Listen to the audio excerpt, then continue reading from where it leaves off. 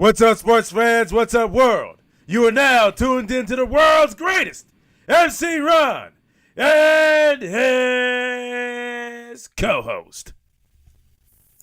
Your guy, Zia, on Ken. And we are keeping it 10 toes down.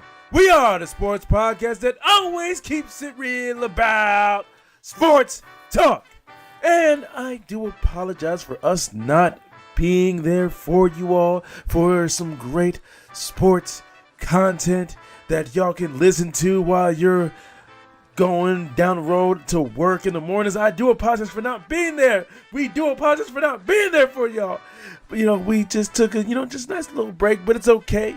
Because I know y'all asking the question, like, what happened to the weekly pick six for week one? What did y'all think about? What do y'all think about the college football season for the first couple weeks so far? Listen, all that and more. You guys will know. Of course, we can't give you a weekly pick six for week one, but it is what it is, y'all. You're just gonna have to, just absorb that. But we are recording this podcast on September 9th, 2025 at 8:50 p.m. It's kind of late for this guy, but it's okay. It's okay. It's all right. It's all right. Everything's going to be cool. Everything's going to be copacetic. So KJ, man, where do you want to start, man? Do you want to start talking about the NFL, or do you want to start talking about college? Where do you want to take this, man? Because it doesn't matter to me. We can start off with the professional. All right, we definitely can, because the NFL season is officially here. It is officially here. Once again, we do apologize for not giving y'all a weekly pick six and all that, because I know that's what you all were ready for. You wanted it so bad, you needed it. But it's okay. It is okay. Because as the saying goes, better late than not at all. So, yes, we're going to go ahead and start talking about the NFL week one. And you got to talk about how we kicked it off. Got to talk about the Eagles beating the Cowboys in a lightning delay. Even though it really wasn't storming like that. But KJ, how did you feel watching this opening game? Philly, obviously won the game, but I feel as though more so Dallas lost the game. Pickett's intro game and everything like that, and everybody was wondering how Dallas's run game was gonna look, and obviously trading Micah Parsons right before the season starts was crazy. Honestly, Dallas traded Micah Parsons for Kenny Clark and some picks because they said they wanted to stop the run better, right? Mm-hmm. And that's kind of a knock at Micah, because they're saying that Micah is no good against the run. Yeah, you're a phenomenal pass rusher, but you can't stop the run. You can't stop the run. So they wanted to trade Micah to help solidify the run. And I think Jalen Hurts ended up having 2 rushing touchdowns. Saquon had 60 yards in the touchdown. They were just running all over them. So I don't know, but even with all of that, they were really only a floppy disk catch away from possibly winning the game. So he's no longer CeeDee Lamb. He's floppy disk also. When he messes up, he's floppy disk. But when he is at the top of his game, he is certified danger. CD. Gotcha. Funny. But for me, this comes down to one question. It's the same question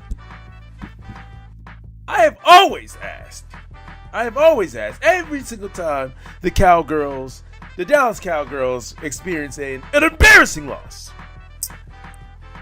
Are you still the boys? Are you still the boys Dallas Cowgirls, because the Eagles did not think so. Yes. You should have heard the copium. First of all, we knew that y'all losing Michael Parsons was going to affect your team, all right? But once again, you guys got...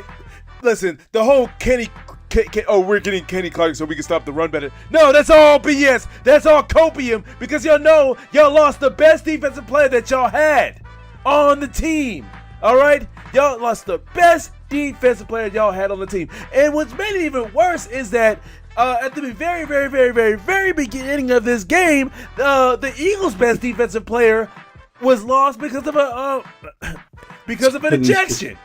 Right. He spit on Dak. Now, listen, he thought Dak was a trash can. All right. When you see Dak Prescott in the trash can, it's kind of hard to differentiate between the two. All right. I know. Listen, now here comes the Cowgirl fans. Oh, no. Dak played really good this game. You know, CD dropped passes. Listen, I know. Listen, I'm a Dallas Cowgirl hater. All right. I'm a huge Commanders fan. Okay? Well, I mean, they technically not lying. Dak. Listen, I do not give a crap. CD dropped like 3 big passes, bro. And Dak also had some almost picks too in that game too. So I don't want to hear. Yes. Did CD Lamb almost picking a pick? Exactly my point, though. But my point is that people think like Dak was just this is completely not on Dak. Like, listen. There's a reason why I call him Dakota Prescott. All right. There's a reason why. Okay. He will be. Anyways, like I said, the reason why I call him Dakota Prescott, really, of course, once again, keeping it 10 toes, a major part of it is because of my Cowboy hate. Once again, Commanders fan here. All right, I am a proud Dallas Cowgirl hater. All right, proud of it. All right, seeing them lose gives me joy. Okay, even to the Eagles, a team that I slightly kind of hate, but that's because of their fan base, not really because of the team. All right, and with the Cowgirls, I hate the team and the fan base. All right, but anyway,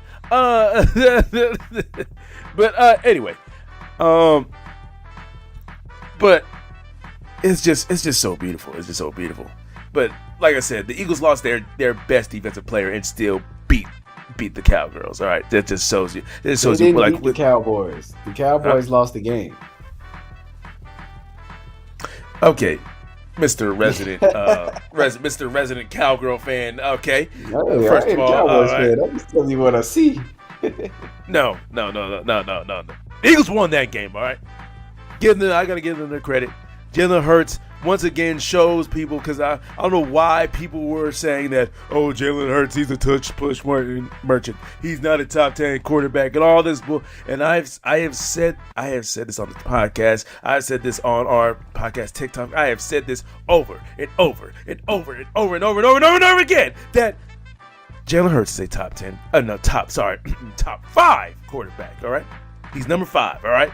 I said the only quarterbacks that are better than Jalen Hurts are the Fantastic Four. Once again, the Fantastic Four is not the movie that came out this past summer. All right, though, really good movie. But anyway, the Fantastic Four is as follows: Lamar Jackson, the MVP, Josh Allen, Joe Burrow, and Pat Mahomes. Justin Herbert. Get the hell out of here. But though he played really well against the Chiefs this past Friday. They upset the Chiefs. Well, we could probably talk about that game a little bit, but yeah, Jalen Hurts once again proved that he is a top 5 quarterback, and I do not want to hear any more of this Jalen Hurts is not a top 5 quarterback talk. I do not want to hear it. I don't. Shut up. He's a top 5 quarterback. Accept it. Live it. Love it. Learn it. All right. But yes, but one thing I have to say about the Eagles defense really is like centered around Jalen Carter, because though the Eagles defense played very good in the second half, though I would say they shut the Cowgirls down. Though once again, a couple CD Lamb drops, barring that too as well. But they didn't score any points in the second half. But the one weakness I see from their team is that other cornerback spot. Where they try to trot out Adoree Jackson, and he was getting routed up by wherever Adoree Jackson was. That's where Dak was going, and so that's the one thing. If I'm an Eagles fan, that's one part of my defense that, you know, even when Jalen Carter, you know, is not getting suspended not getting ejected for a full game, that's the part of the defense that as a Commanders fan, I'm telling my team, hey, whoever Adoree Jackson is on, we need to go after that. So that's a part of the. But everything else, like, they're solid. You know, once again, they're solid. You know, they got two good DB. Honestly, three. Definitely two in Cooper DeJean and Mitchell. They're both of their second-year players. You know, once again, you got Jalen Carter, and with him and Jordan Davis, when Jalen Carter's playing, it makes Jordan Davis a lot better defensive lineman too. And and everything feeds off of everybody. Once again, you still got Jahad Campbell, their rookie. He made a couple plays in this game. So it's just that I think the Eagles defense, they're going to get better as the season goes along. So did they look as impressive as they did in the Super Bowl? No. But I think you're going to see a lot better defense in week 11 and 12 than you do in 1 and 2. So anything else you want to mention from this game, KJ? On to the next one. On to the next one. Let's go ahead and talk just a tiny bit about, because you mentioned Justin Herbert. Let's talk about a tiny bit about the Chargers beating the Chiefs. Yeah. So, KJ, I'm gonna let you. Yeah, I'm go ahead, man. I'm gonna let you. This is your Michigan man. that Harbaugh is just proving why he's the best coach in football.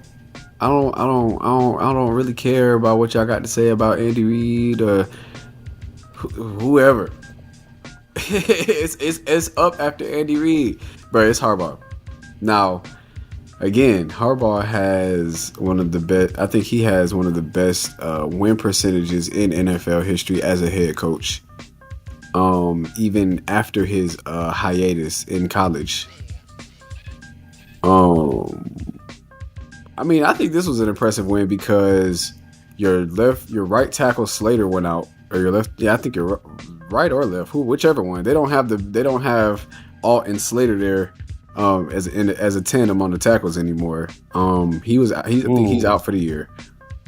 There was questions on Joe Alt's out too. Dang. No, I didn't know. It's Slater. I don't remember if he plays left or right. I think Slater is the right. Yeah. And then there's always questions on the Chargers, like who's catching for them. Yeah.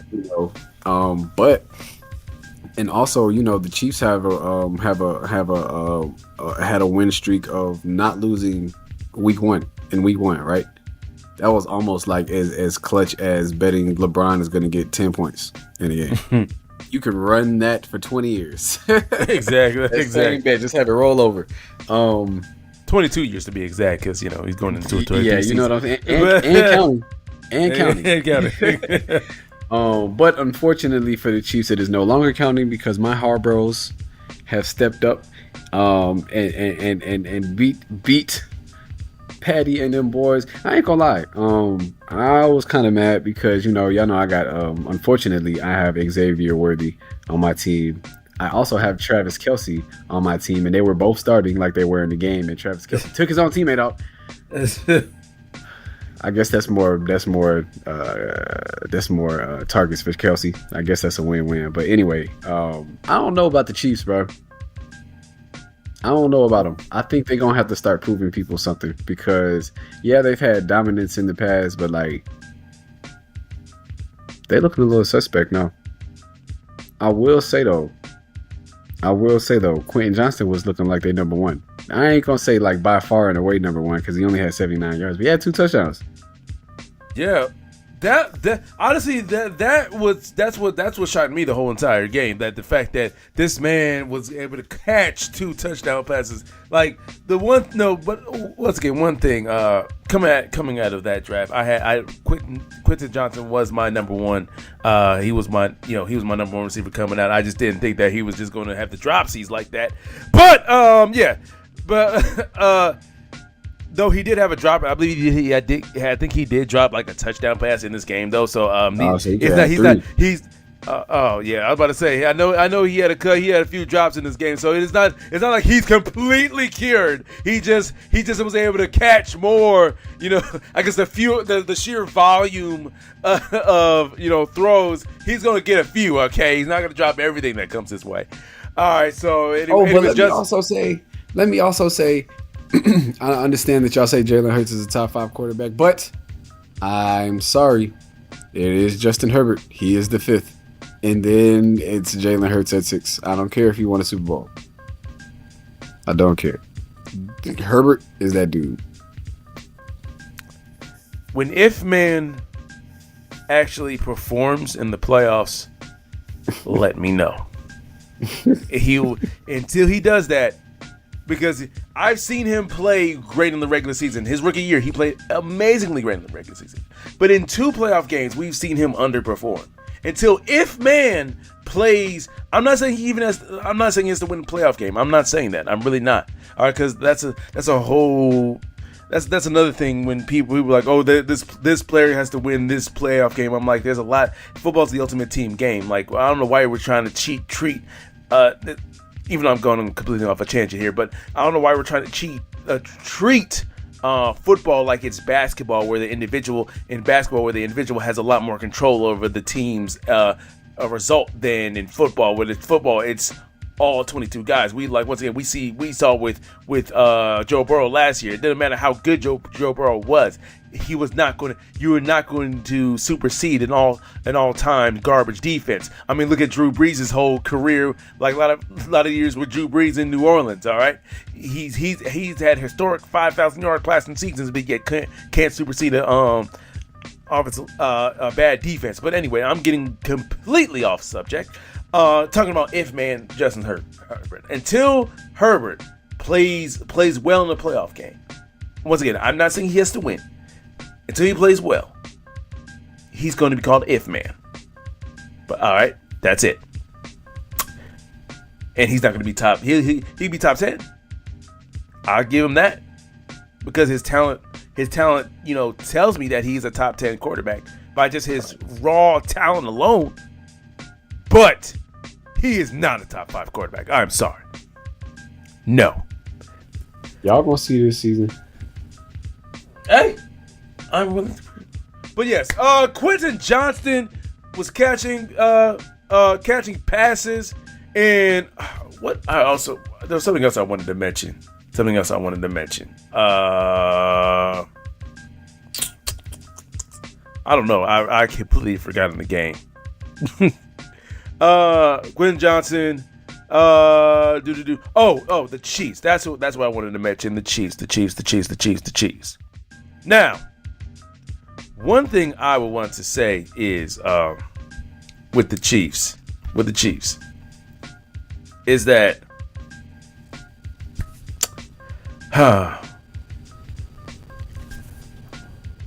what I want to say with the Chiefs. I told you so. I told you so. Everybody, I told you so. Because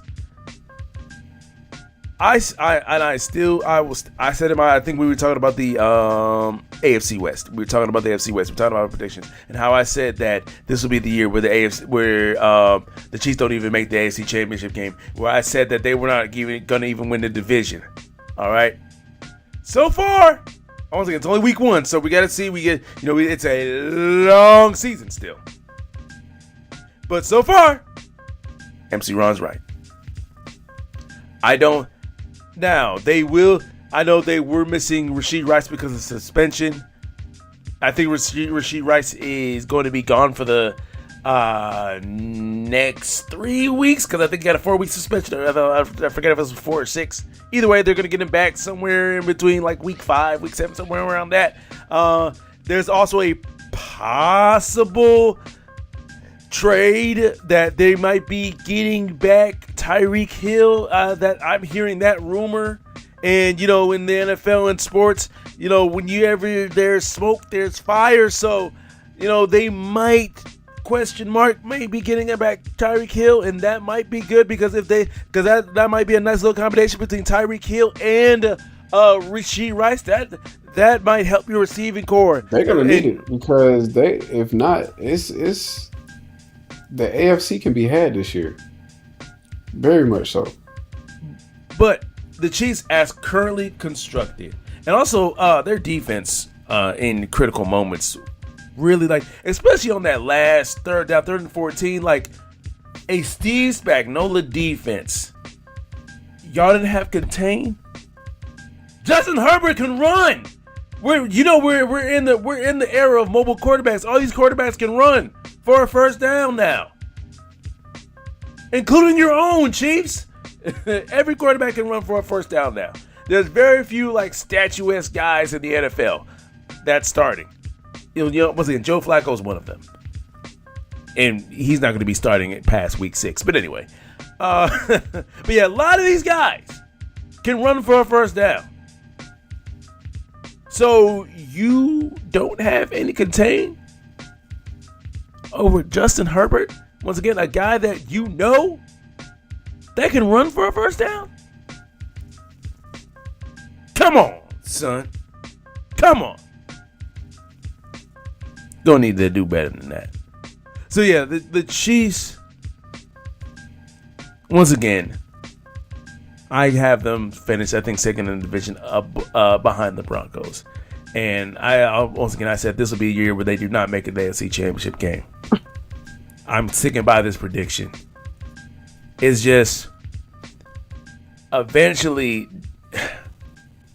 I think Mahomes is going into, remember with the Patriots dynasty, remember when Tom Brady between 2000 and after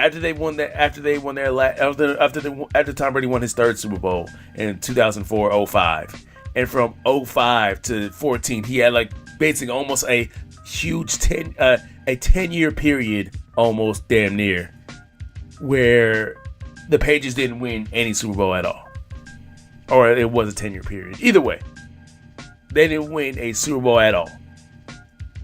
I'm not saying Mahomes is about to go through a 10-year period where he's not going to win a championship, But it's about to be a drought because Lamar Jackson is coming. I'm not saying that, but it feels like the drought is coming because with every dynasty, eventually it ends and then the team goes through a drought. We've seen this throughout NFL history. All right, it's not just with the Patriots dynasty. Except with the Patriots, they had their dynasty first, then they went through a drought, and then they redid the dynasty again. All right, and now they're probably going through the drought right now because they have to rebuild the team. But anyway, but we've seen it countless times in NFL history. Dynasties go through a drought. So I think, like you said, I think the drought is here. I think this is the start. This is the year of the start of the drought. I'm not saying that they're going to be a garbage team. I still believe they're going to be one of the contenders. I just don't think they're going to make it to the AFC Championship game. But yeah, we will see. We will go ahead and see. We will see. But a game that I really want to talk about, and I know you are excited to talk about. No, KG's not the Sunday night game. We're saving the best for last, baby.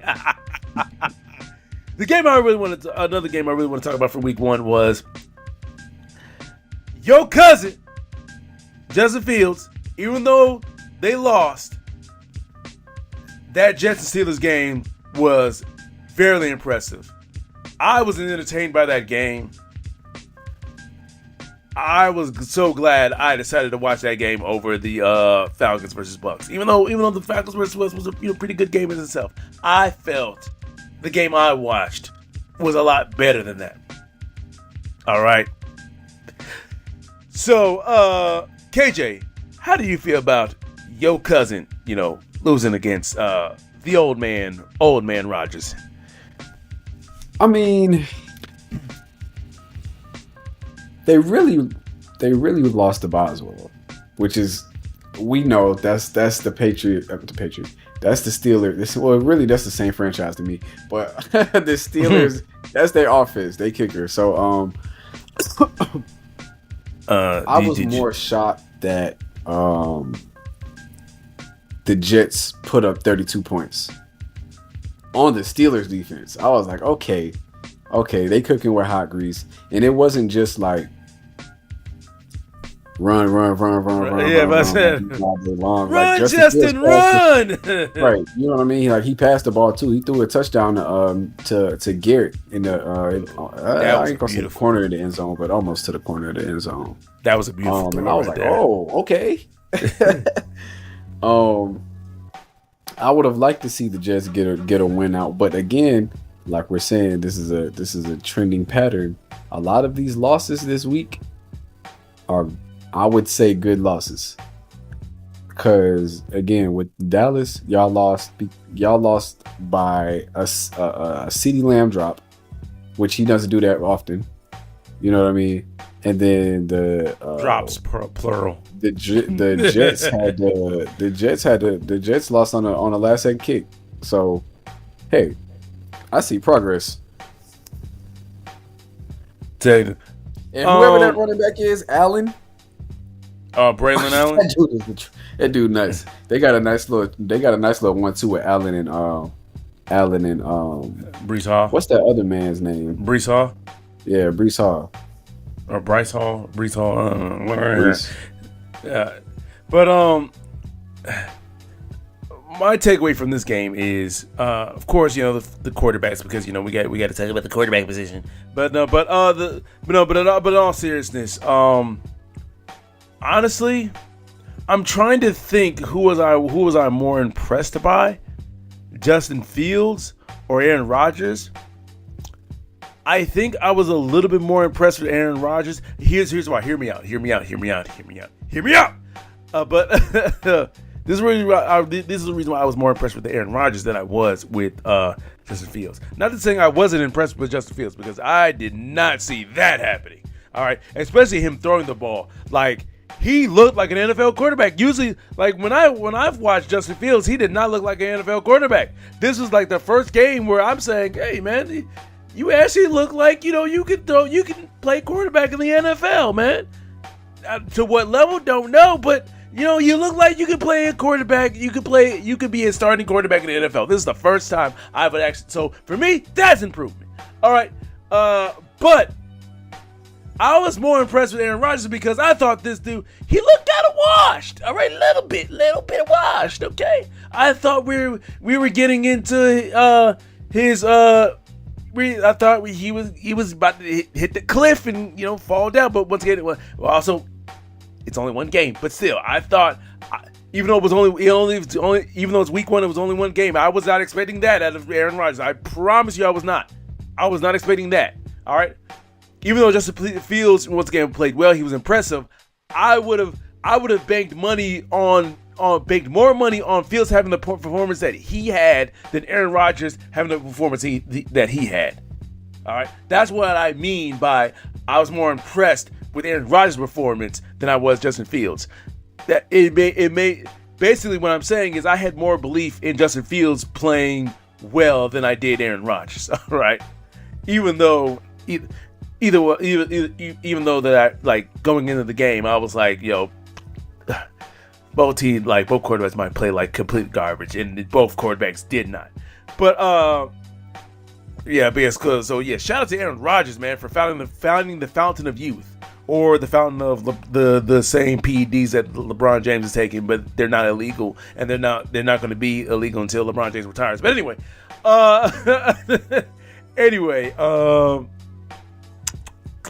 but yeah, I was really impressed. I was not impressed by either one of the defenses, even though the Steelers defense did, specifically Jalen Ramsey made especially two big plays to basically shut the door.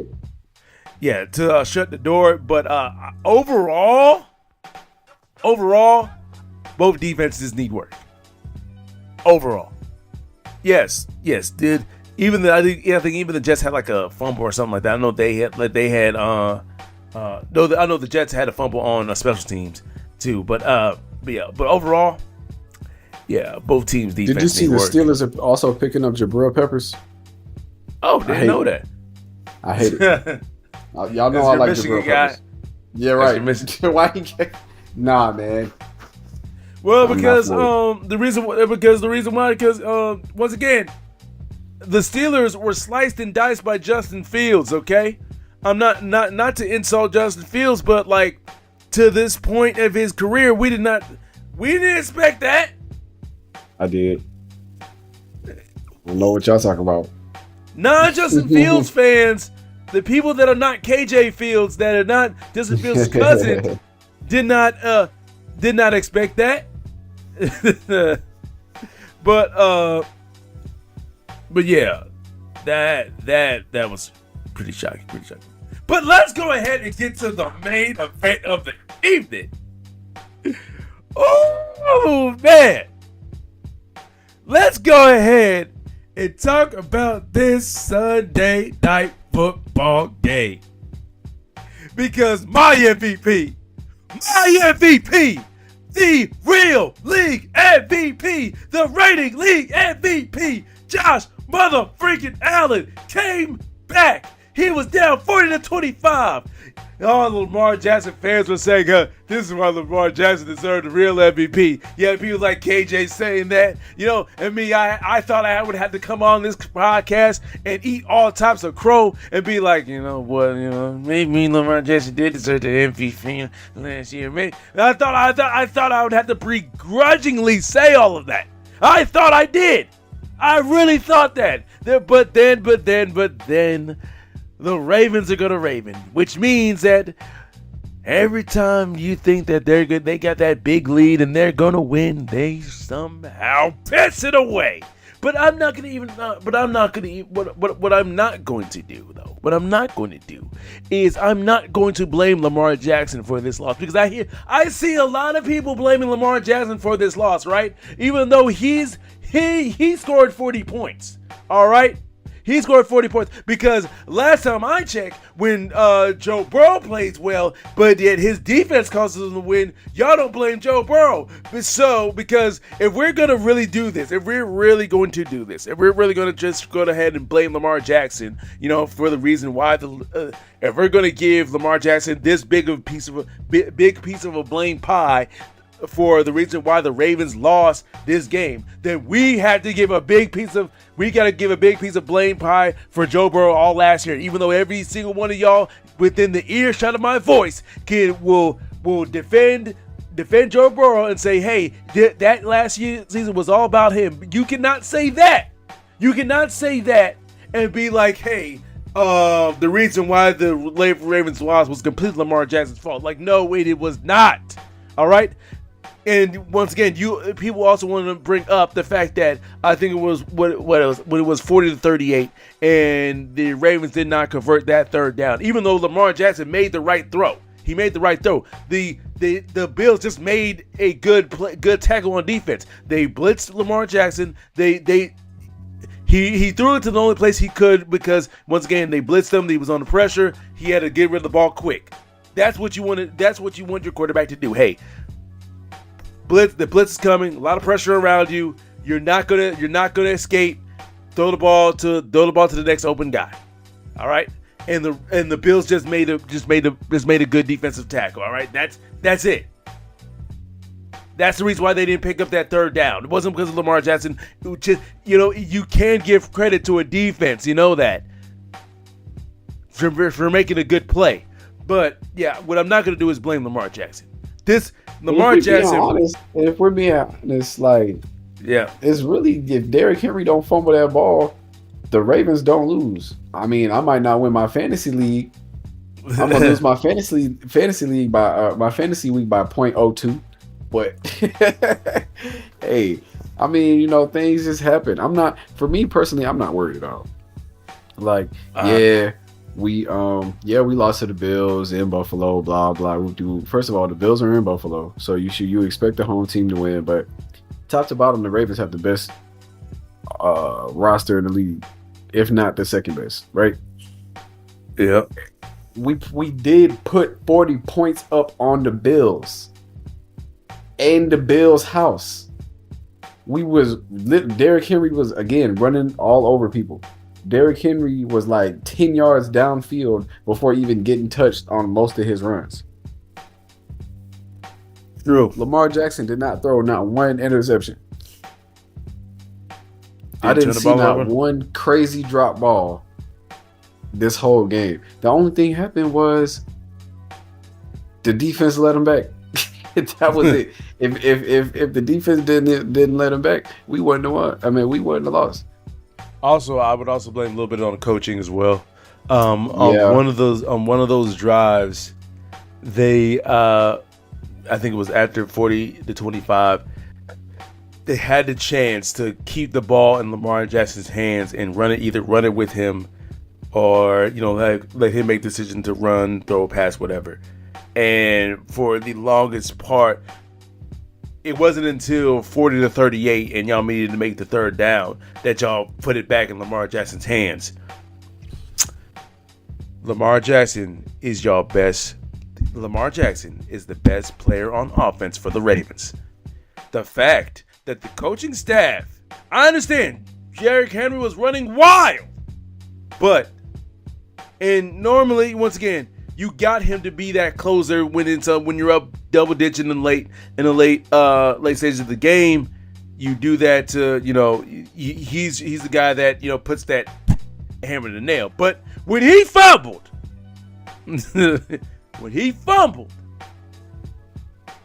that's when and then the Bills scored. That's when you were like, you need to be like, okay, let's go ahead. Lamar Jackson is our two-time MVP. He is, he's our franchise player. He's our best player. So let's ride with our best player to win the game.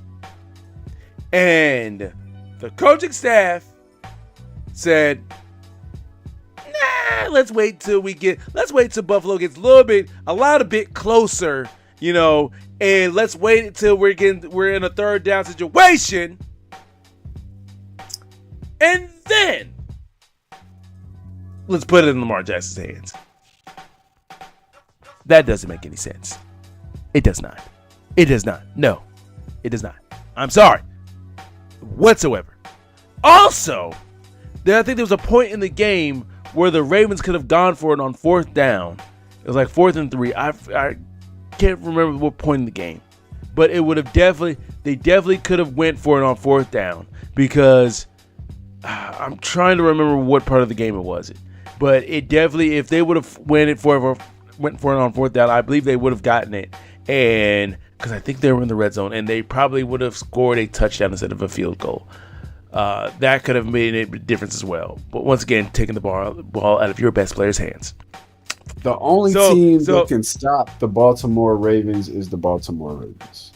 That's pretty much how the season is going to go. That's pretty much how the season went last year, too. And honestly, I really think that, unlike the opening game, I feel like that this was a game that, honestly, like, in all honesty, this is a game that you all lost more than Buffalo won it. Is because once again, I mentioned the reason why, but once again, shout out to the Bills and because in the real MVP, Josh Allen, making plays, making that Ravens defense that was supposed to be improved look like Swiss cheese, made them look pedestrian. So, shout out to my guy, Josh Allen, though. Man, there was some throws in that game where I was like, whew. There's also some throws in that game where, Josh Allen, you were lucky that they were completed. So, I ain't gonna lie. But yeah, I'm just so happy. Josh Allen, baby. Want to know, Josh Allen. I just want you to just tell me this one thing, KJ. Just tell me that. That's all you gotta do is admit that Josh Allen deserve that MVP? No, he didn't. He did not at all. At all. You know what? At all. Lamar Jackson went 43 and 4. 3 of those 4 were not his fault. So technically, he went 43 and 1. He posted the 4th highest passer rating last year. And 3 of those people in the 4 are Aaron Rodgers. All I know is that Lamar Jackson ended last season. He had more touchdowns and less interceptions.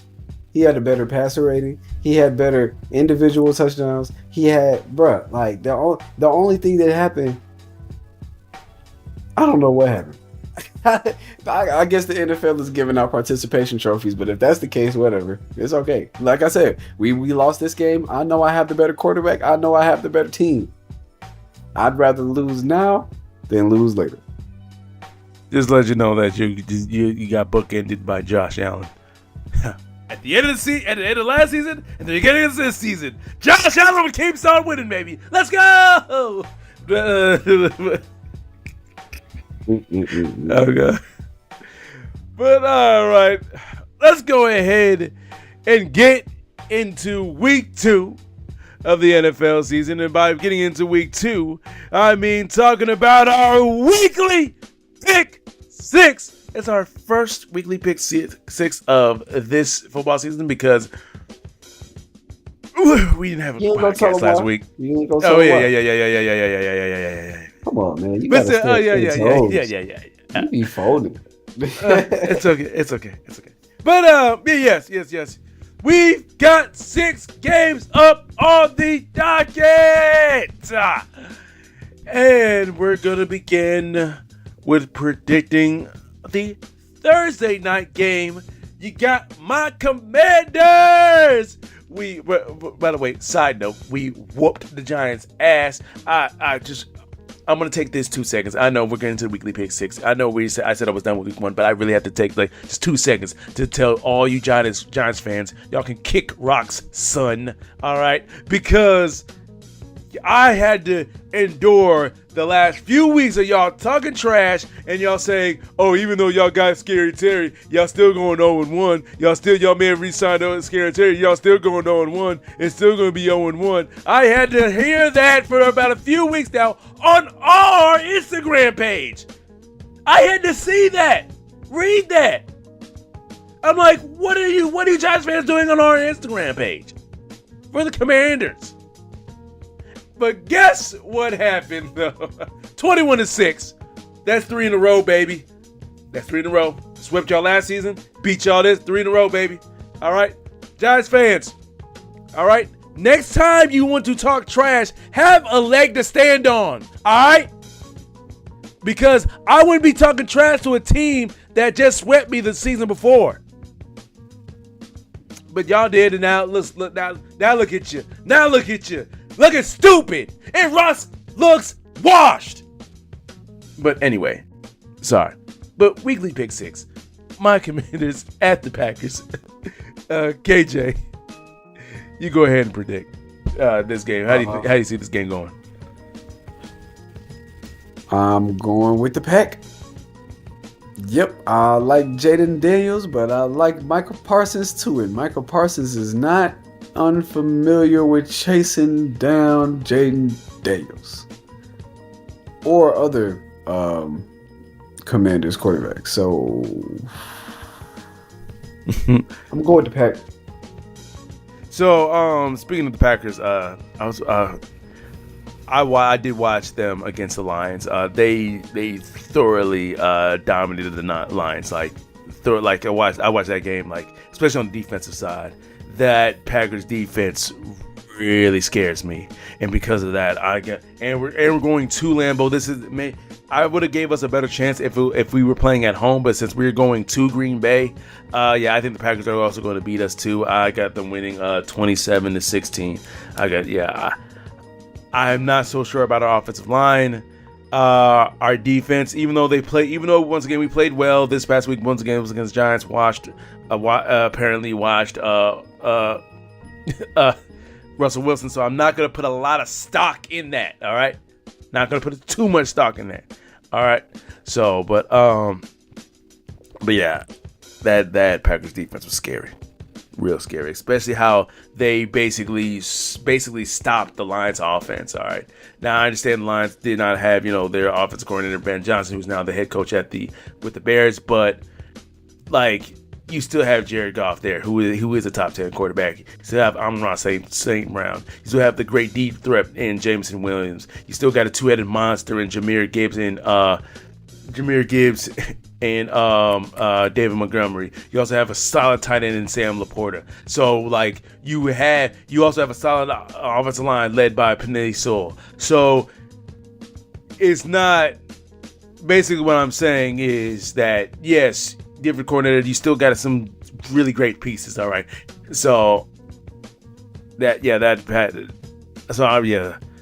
Packers defense was really impressive. That's what I'm saying. And I think they're going to continue that momentum. So yeah, that's why I got us losing 27-16. The next game we're going to get to talk about is the Sunday night game. We're going to go ahead and predict that. The Falcons at the Vikings. We've got Michael Penix versus JJ McCarthy. Once again, last time we saw these two quarterbacks going head-to-head against each other, quote-unquote. Quarterbacks don't go head-to-head, all right? Quarterbacks don't play defense. But anyway, last time we saw these quarterbacks going head-to-head, it was a national championship game a couple years ago where Michigan won. So, KJ, is JJ McCarthy once again going to get the better of Michael Penix?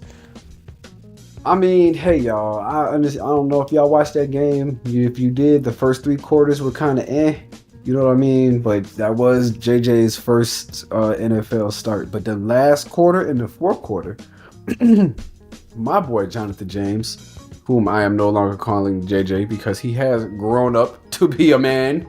Baby Yoda has turned into regular Yoda.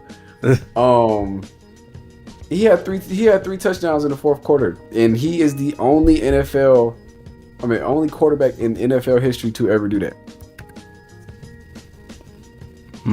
Jonathan James in his debut.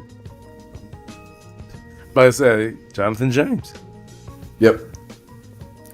Well, not only one in history, but the first one to do it since Cam Newton. So in a very long time. But he does have a record for 3 touchdowns in the fourth quarter. That's what I was getting at. And when he was throwing that ball, bro, he was throwing it between the defenders. Like one of them went for touchdowns too. He ran for one. He threw one. They look really my Michigan fans know what I'm talking about. But when we played Ohio State, and JJ threw it to Moore in the end zone and threaded it between two defenders, and it like phased through one of them, man. I'm like, oh yeah, this guy, he's a winner, bro. He has not lost a regular season game in like 2,000 days. About as long as y'all haven't lost 21,000 days. About as long as the Ohio State streak. You know what I'm saying? I'm about to say. And as a starter in general, high school, college, pro, he's 63-4. The man is a winner, bro. I don't care what nobody say about Jonathan James. That man is a winner. I'm going for Jonathan James. I will have to agree with you on this one too, KJ. Once again, I have the Vikings beating the Falcons. I think this will be another close one. The reason I'm giving the Falcons the edge is because they are going on the road. But I think this is going to be a really good game, honestly. I really want to see both teams do well. We know the Falcons are going to be pretty fired up because of them losing that close game to the Bucs. Honestly, a game that they probably felt like should have gone to overtime, but Young Hui Koo decided to Young Holden messed them up. Yeah. Y'all stop messing with them young hoes, bro. Yeah. They I'm telling you. But yeah. No, but even though the Falcons are going to be fired up, I just think that the Vikings are going to find a way to edge them out. So yeah, give me the Vikings 24-21. The next game we're gonna go ahead and predict. We're gonna predict the 2 Monday Night Football games, with the first one being the Bucks at the Texans. KJ, who you got? This is a tough one because y'all know I like CJ Stroud, but I'm going with the Bucks because I love Baker Mayfield and Emeka Ibuka. I'm sorry, he's just gonna have to rip apart his former Ohio State alum. We strive for Stroud! Strive for Stroud! Always strive for Stroud, baby. So, since we're always striving for Stroud, we got to, even though the Panthers probably should have strove for Stroud, you know. We're gonna get to that later. I got a little hot topic, not hot topic, but we got a little spice to say later. Yeah, give me the Texans in a very, very close one. I got them winning 26-24. Only by a couple points, like a game-winning field goal. So yeah, give me the Texans. Give me the Texans. Anyways, the Texans are gonna be very desperate. You know, losing that game against the Rams, and from that game, CJ Stroud didn't look. He still looked kind of unimpressive. But once again, they did trade away their franchise left tackle and Laremy Tunsil, so they're still trying to get that offensive line right. So I'm not putting, once again, long season. The next game, the next Monday night game is the Chargers at the Raiders.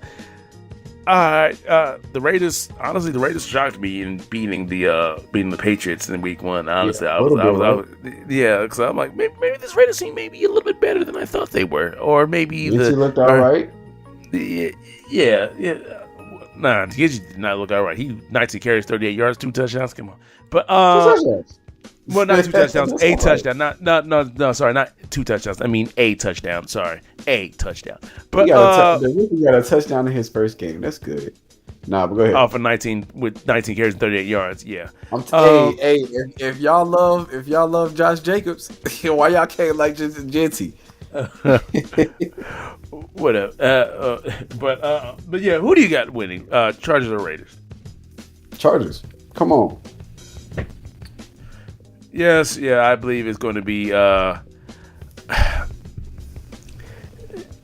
fighting Harbaughs. Give me the fighting Jim Harbaughs because even though, like I said, the Raiders did beat the Patriots, once again, it wasn't really that impressive in how good are the Patriots actually. That's a whole nother question because this team is still rebuilding. All right, they still need to. Boy Drake May.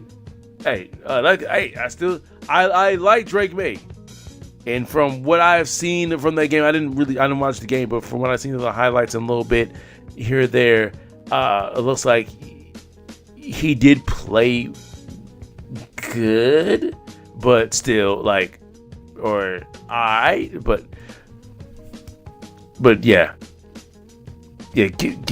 Give me the Chargers. Give me the Chargers. I think the Chargers are going to still be. I think the Chargers are a better team than the Raiders. 31-17. Now we have come to the real game of the week. The game that really should be on. On prime time. The game that really should be on Sunday Night Football. Okay, timeout. Why? First of all, we're about to predict the Eagles going at the Chiefs. Why is this game not in prime time? Why is it not the Thursday? If it's not the Thursday night game, fine. You don't want to make it a Thursday night game, fine. Why not the Sunday night game? This is a rematch of the Super Bowl from last year. Not like y'all will make like. If this is not the rematch of this is not a rematch for a Super Bowl from 3 years ago. No, this is literally this is a literal Super Bowl rematch. All right, because they'll call they'll say if the Seahawks and the Patriots face each other this season, they'll say, it's a rematch of Super Bowl. No, it is not. It's not a true Super Bowl rematch. It's completely 2 different franchises now. All right, this is not the Brady versus Legion of Doom. It's freaking Drake May and Sam Darnold. All right, so it's not a Super Bowl rematch. All right, so you've got a literal Super Bowl rematch here, and you decide to NFL schedule makers, Fox, whoever, whatever, the powers that be, y'all decided to be a great idea to take a real Super Bowl rematch and say, yeah, let's put it on the 4 o'clock. Let's put it on 4 o'clock on Fox.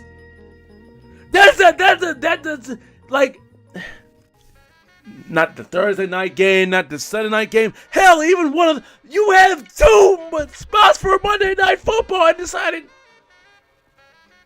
F it. We're not going to put this game. You decided, NFL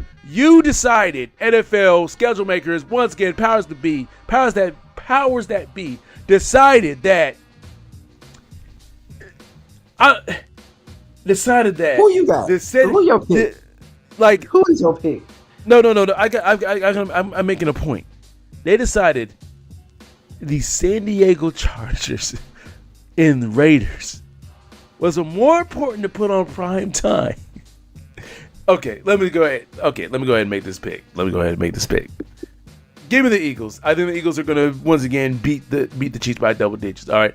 Jalen Carter, he's going to actually play the full game. He's going to be angry. He's going to be motivated, which means that whole defense is going to be motivated. Like I said, this Eagles defense is just going to get better as this season goes on. All right, this is what y'all saw in Week 1 is the worst version of the Eagles defense. All right, the absolute worst version you're going to see is what you saw in that first game. That's the absolute worst. They're just going to get better as the season goes along. So, yeah, but I don't think the Chiefs have the requisite firepower to really scare the Eagles. Now, if Patrick Mahomes has time, was going to be paramount for the Chiefs to win. They're going to need to give Patrick Mahomes some time and be able to pick on the week that one little glaring weakness in the Eagles secondary, and that's Dory Jackson. I don't know if he's starting, so they're probably starting another corner. But either way, they're gonna find the thing is making sure that Patrick Mahomes has enough time, but I don't think he is going to. So yeah, give me the Eagles 28-13. 28-13. KJ, who you got? The Eagles. So you telling me I thought you were gonna have a nice little explanation and all that. So you told me to hurry up with my rant. You said everything. Ain't nothing else to say. The Eagles gonna win. All right. So now we're gonna wrap up the weekly picks up with our last game, with our 6th game. We've got the Seahawks going at the Steelers at Mr. Rogers' new neighborhood. KJ, what you got? It's the Steelers. Easily. Nobody's converted of Sam Darnold.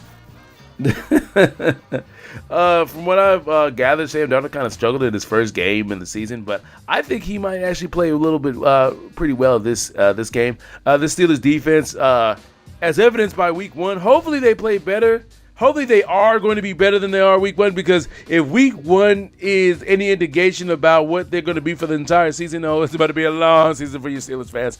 Okay, yes, yeah, give me the Steelers though. 30-23. I think Sam Darnold plays better this game than he does the previous, but I don't think it's going to be enough to win. All right. All I'm going to say is that also I'm going to make a point. Seahawks, I don't know why he signed Sam Darnold to that contract. Why?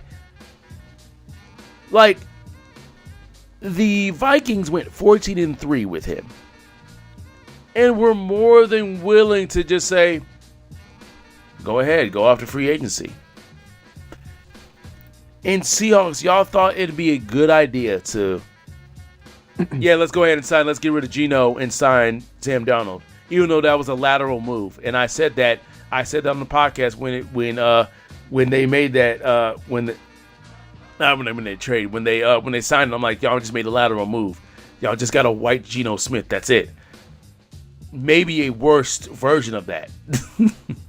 But anyway. But yeah, give me the Steelers 30-23. Sorry, Seahawks fans. Sorry. But that wraps up our NFL talk for this week. I can't wait. Man, it just feels so good to have NFL football back, but it also feels so good to have college football back as well. Because, we got to talk about a little bit of college, got to talk about, what's happening these first 2 weeks of college football because, the good old smell of football season is in the air. So, KJ,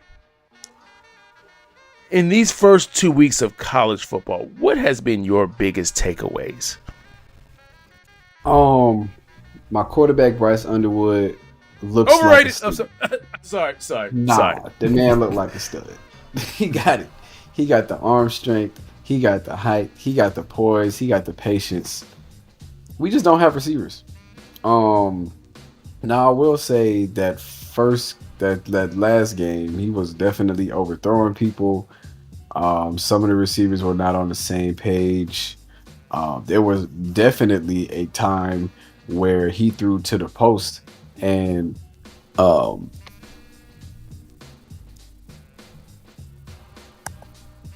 it was definitely one time he threw to the outside and the receiver broke to the inside. But if he had just thrown it to the inside, it would have been a touchdown. I'm like, bro, they did that twice.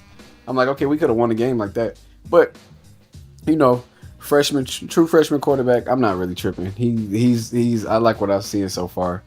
What I'm questioning is Arch Manning. Because he might have did what he had to do last week against a nobody school, but against Ohio State, he looked like straight buns. Now, that was Ohio State. Ohio State is a good offense and a really good defense. So unfortunately, a really good defense. And basically, all I'm saying is, Arch Manning, the jury is still out on you, buddy. I don't know if you can throw. I know you're athletic. I know you can run. I don't know if you can throw for real.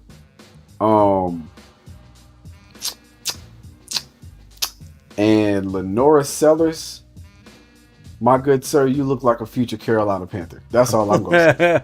Wait a minute. You're already getting rid of Bryce Young? For Lenora Sellers, I would sell Bryce. What did Mr. Krabs say? I'll take the money. But you sell Bryce Young for 62 cents. 62 cents. I'll take the money and Lenora Sellers. At this point, Bryce Young ain't worth that much. But anyway, my takeaway is got a couple. One, has Bama officially powered down? And the answer is yes. All right, they're probably begging for Saban to come back. Yes, and of course, I know you Bama fans are gonna feel a lot more copium because that 73-0 win that y'all had against God knows don't care whatever FCS or Division II school that y'all just buried into the ground. But the fact still remains that y'all went to Florida State. Because once again, the game that just happened this week too does not count. I do not care about that. All right, y'all went to Florida State, and they took it to y'all. They basically whooped y'all ass in every facet. They treated y'all like y'all. The Florida State acted like they were the team that were national title contenders for like multiple years under Saban. And y'all were like the also ran. Like that's what it felt like. All right. So you beating whatever FCS or Division II school will put up on 70-0 does not change that fact. It does not. All right. It just makes you feel better. All right, but how much better do you feel when you have to face, you have to face the Georgias, when you have to face the LSUs, when you have to face everybody else within the SEC that looks like they're going to be formidable outside of Florida. No,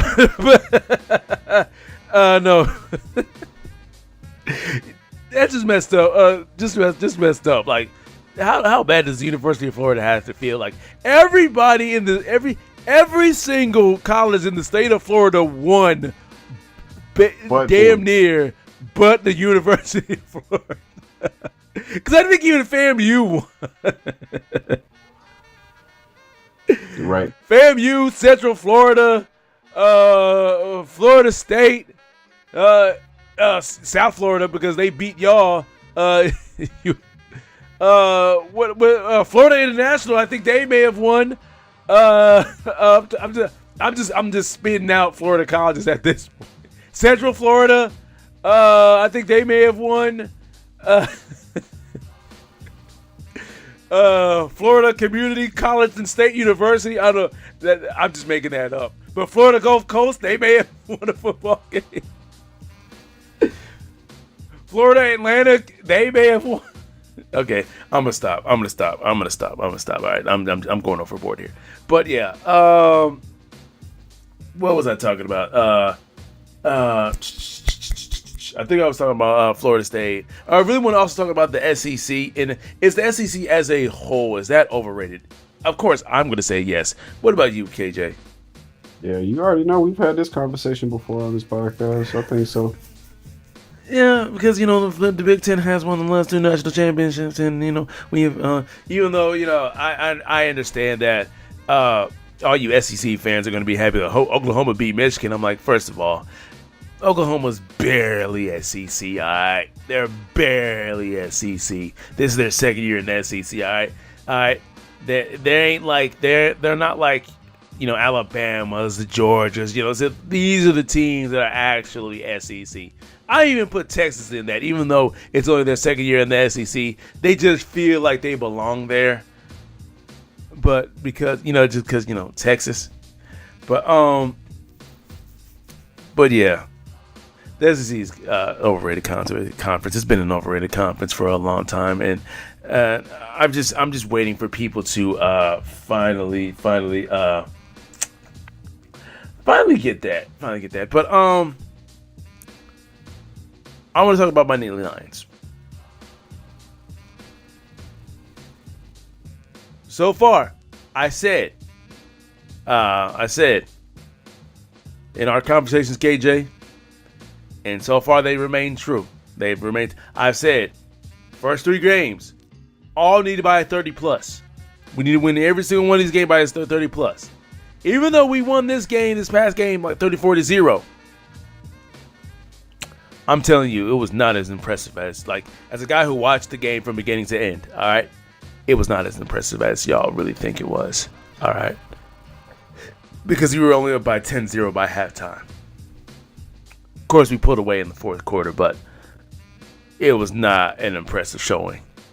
That offensive line, there were times where we played against FIU, and I think, that's who we played, FIU. And there were times where their defensive line was, beating up on our offensive line. And this is with lesser competition now. And it happened last game, too. Once again, against lesser competition. So, because we faced Air Force? No, not Air Force. Of Nevada. So, if your offensive line is having trouble blocking against competition that y'all should be blowing out by 30, 35, 40, 50 points. We're going up against Villanova this week. We should beat them by 50. Forget the 30 or 40. No, 50. All right. If Drew Allard is not resting by midway the second quarter, it's all wrong. At the very latest halftime, he needs to be. The backups need to be playing. The third stringers need to be playing at the very, very, very latest. The third stringers need to be playing at the third quarter. In the third quarter. At the absolute very latest. Because we're going against Villanova. A basketball school. So, yeah. But, yeah. I do have cause for concern for my Nittany Lions. Especially after watching Oregon do what they did to Oklahoma State. What we should have done to FIU. They completely dominated. Even though once again, people are going to say the score. Oh, y'all dominated FIU 34-0. What are you talking about? No, we did not dominate the game. We did not completely dominate them in every. No, if you go back and watch the game, like once again, I saw beginning to end. It was not like that, and which makes me very afraid of when we go up against Oregon week 4. Oregon's going to beat the living crap out of us. They're going to beat the living crap out of us if we played the way we looked for the first couple weeks. Oregon's going to beat the living crap out of us. And it's not going to be pretty. Like I'm talking about, they're going to beat us by 20, 25, 30 points. It's not going to be pretty. But yeah, that's all I have to say. But how do you feel about your Michigan Wolverines so far? I understand you talked about Bryce Young, but not Bryce Young, Underwood. So overall, how do you feel? We're a good team. We've always been a good team. The only thing we need is a quarterback, and then we're going to go to the Natty. Y'all saw that with J.J. McCarthy. So just wait till my freshman gets right. That's and all y'all get somebody. And y'all have some finally get some receivers. Receivers. But yeah, Cully is a 6'4". Cully is a 6'5" receiver, and we have Klein, who was also 6'7" at tight end. I ain't worried. Klein didn't play last game. Klein didn't play last game, and our linebacker was out the first half, and we had a freshman quarterback. That's the only reason why we lost. And Oklahoma's quarterback squats 500 pounds. That's it.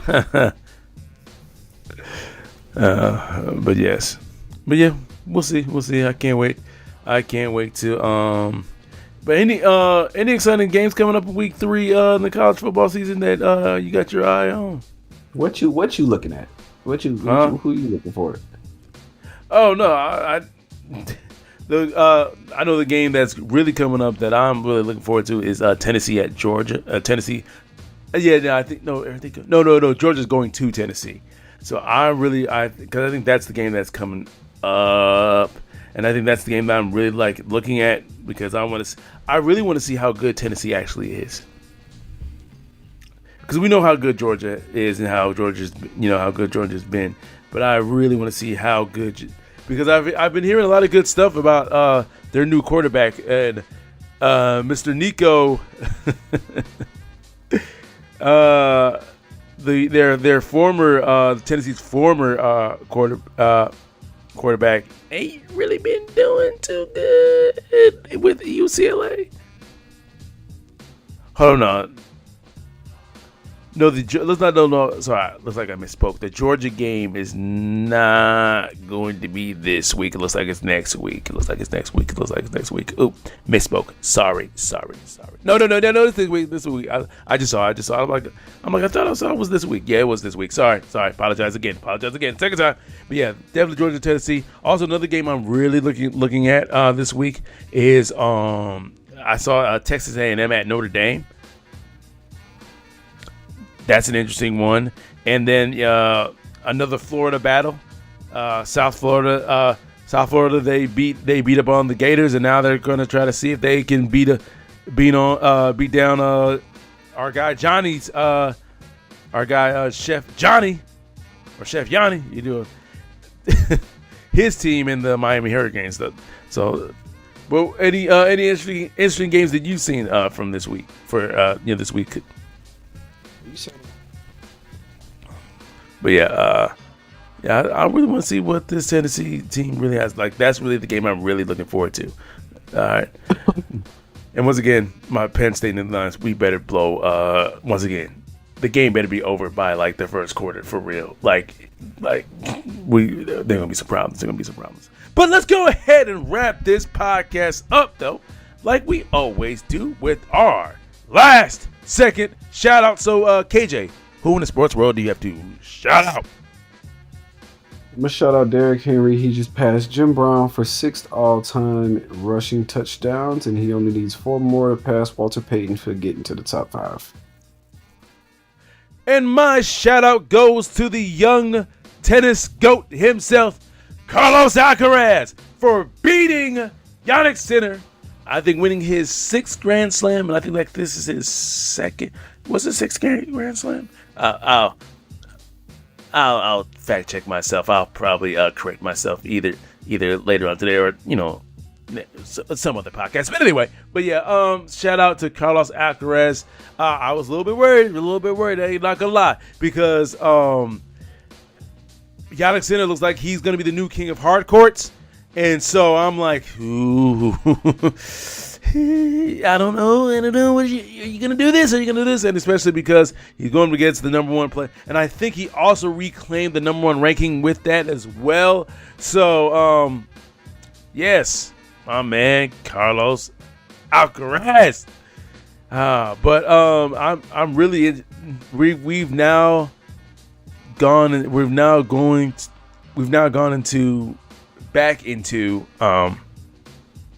the era of the big two now in tennis. You know, we had Roger and Rafa. Now we have, Sinner and Alcaraz. Now the question is, who's going to be that third guy? Who's going to be the Djokovic to Alcaraz and Sinner's, Rafa and Roger? That's going to be the huge question now. All right, but yeah, shout out to you, Carlos Alcaraz, the young goat, the guy I picked to surpass Novak Djokovic. That's the reason why I call him the young goat. But that's all the time we have, folks. You've now been tuned in to the world's greatest MC, Ron, and his co-host, your guy, Zim on Kim. And we are keeping it 10 toes down. Oh, man, it feels so good to be back. Ladies and gentlemen, if you want to be on the podcast and talk your sports stuff with the best in the business, that is me and my co-host KJ. All you have to do is one of two things. Either send an email to keepingit10toesdown@gmail.com. That is keepingit10toesdown@gmail.com. Or send us a direct message on Instagram. That is at keepingit10toes. That is at keepingit10toes. Football season is 100% in gear. We are in the month of September, but guess what, people? You know what month I really can't wait for? The best sports month in American, and the best sports month here in America, October, because that's where you have all 4 American major sports played at simultaneously. All at one time, baby. But yeah, we'll wait on that. But y'all have a great day, a great night, and enjoy week 2 of the NFL. The sun is under my feet and I come in peace to compete. I don't run if you athlete. My statistics go up in weeks and I go visit the nearest creek and I get busy. Yo, mini MC, really ballistic. Anybody can see any assistance. Everybody to see some persistence. Breaking out, I be really too vicious. The permanent beast and the demolition. Breaking up the street, better partition. Better dot your T. Hannibal mention. How all you see. Putting my dick in the rap industry. Everybody bitching, getting mad at me. Recognize Kendrick in a battery. And I'm charged up in a catastrophe. It's charged up in audacity. Y'all fucks never gonna hassle me and y'all luck.